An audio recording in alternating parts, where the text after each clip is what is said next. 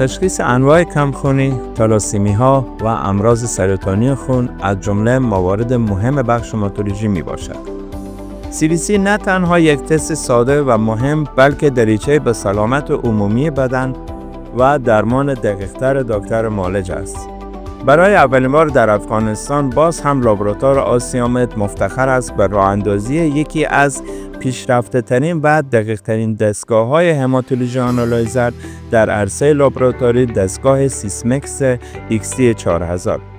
دستگاه XT4000 متفاوت از همه دستگاه‌های هماتولوژی آنالیزر با بهره‌گیری از دو متد فلورسنس و فلوسایتومتری تمام حجرات خون را آنالیز و با تشخیص بسیار دقیق کمترین خطا را دارا می باشد.